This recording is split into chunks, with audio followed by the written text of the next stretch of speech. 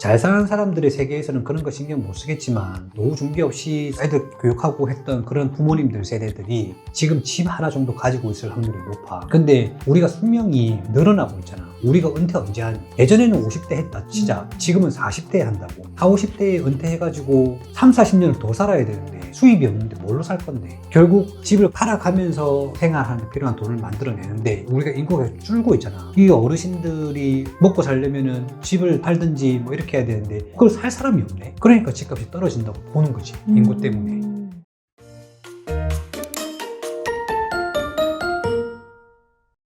대표님 안녕하세요. 반갑습니다. 갑자기 날씨가 물씬 겨울 느낌이 오는 요즘입니다. 최근 기사를 보니 서울 집값이 다시 올랐다는 기사를 보았는데요. 서울의 집값 이슈는 단순한 부동산 이슈가 아니라 평범한 서민의 삶 전체를 바꿔놓는 문제로 보는 경우가 있더라고요. 오늘은 집값 상승이라는 현상 뒤에 우리 사회의 구조적 문제와 그 속에서 우리가 어떤 선택을 해야 하는지 이야기 좀 해보고자 합니다. 첫 번째 질문 먼저 드릴게요. 서울의 집값은 왜 이렇게 오르는 걸까요? 우리가 알고 있는 원인은 거의 명확한 것 같은데 해결이 잘 안 되는. 서울에 왜 집값이 오르는가? 일자리. 그리고 두 번째는 교육. 원인을 다 알고 있잖아. 왜? 그러면은 그 유명한 교육을 하기 위해서 거기 살아야 되나? 좋은 대학 보내기 위해서 서울 수도권에 있는 일자리를 가기 위해서 있는 거고 결국에는 일자리 때문이라고 보는 게 가장 근접하게 맞지 않을까? 내가 어릴 때만 해도 우리 어른들은 무슨 이야기를 했냐면 사람은 태어나면 서울로 보내고 말은 태어나면 제주도로 보내라는 말이 있었어. 그러니까 성공하기 위해서 필요 조건이 그 곳이라는 거였어. 근데 지금 그게 너무너무 많이 몰리다 보니까 문제가 됐던 거였고 결국에는 많은 사람들이 그걸 목표로 수요 공급에 따라서 몰리게 됐을 때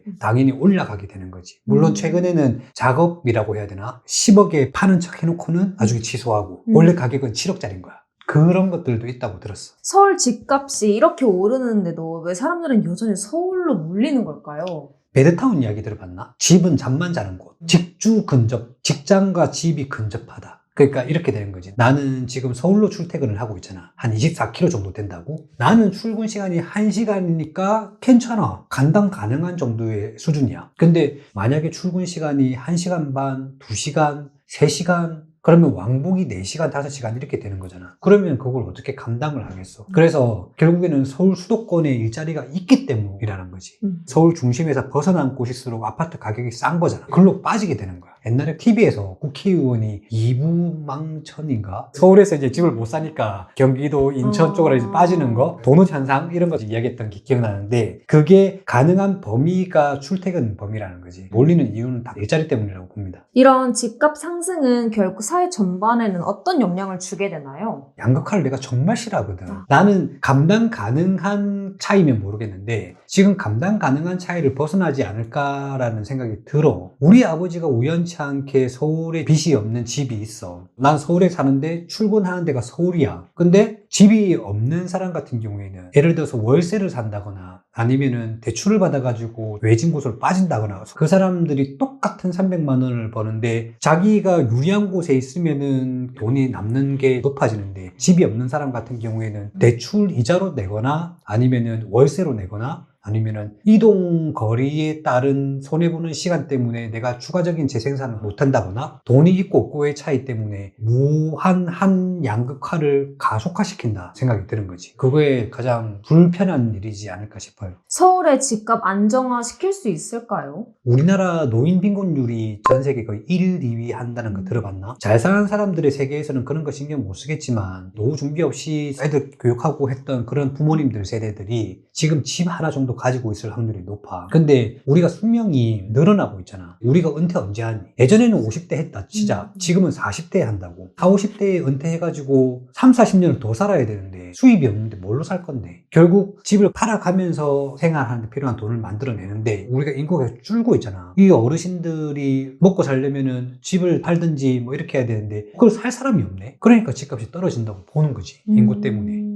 이게 지방으로 바로 일자리를 보낸다. 그렇게 해도 집값이 떨어지면서 우리나라가 망하는 현상이 되고 지금 굉장히 풀기 힘든 문제를 이번 정부에서 건드리고 있는 거야. 최근에 나온 정책들 보면 부동산 가격 절대 오를 수가 없어 라는 정책들이 나오고 있는 거거든. 그걸 이제 전문가들이 뭐라고 이야기했냐면은 내가 집 살 수 있는 사다리를 걷어 찬다 이렇게 이야기를 하지만 지금까지 부동산들은 정치인들이 자기 요거도 먹기 싫어가지고 칼을 안 댄 거지. 왜냐면 지금까지 자기 자리 뺏길까봐 목마른 사람들한테 소금물을 먹여왔다. 그러니까 지금 당장 힘들더라도 소금물 안 먹이겠다라는 거지. 금액 떨어질 때까지. 이번에는 집값이 안정화가 됐으면 좋겠어. 만약 대표님이 지금의 청년 세대이셨다면 지금 어떤 행동을 하고 계셨을 것 같나요?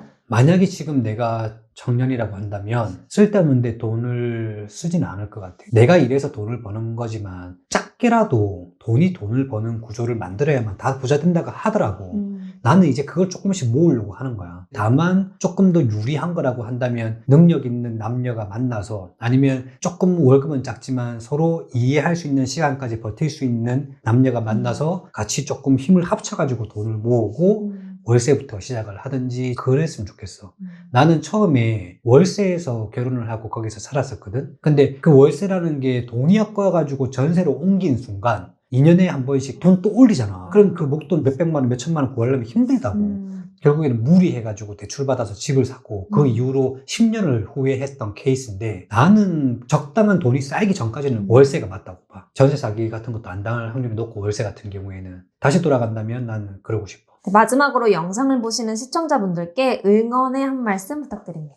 좋아요, 구독, 알림 설정까지. 집을 산다는 건 집에 여유가 있는 경우 아니면 불가능하다고 보고 물론 우리 주변에는 집에 여유가 있어가지고 첫 시작을 좋은 집에서 살아가지고 내 속이 상할 정도의 부러움이 있는 친구들이 있긴 있어요. 근데 첫 시작을 그렇게 하는 게 가장 좋긴 하지만 모든 사람이 그런 조건이 되지는 않습니다. 그래서 작게 시작을 해서 자기가 성장하면서 나중에 하나씩 키워나가는 맛도 괜찮으니까 당장 다 준비가 된다는 생각 없이 좀 살았으면 좋겠습니다. 힘내십시오. 이상입니다. 안녕.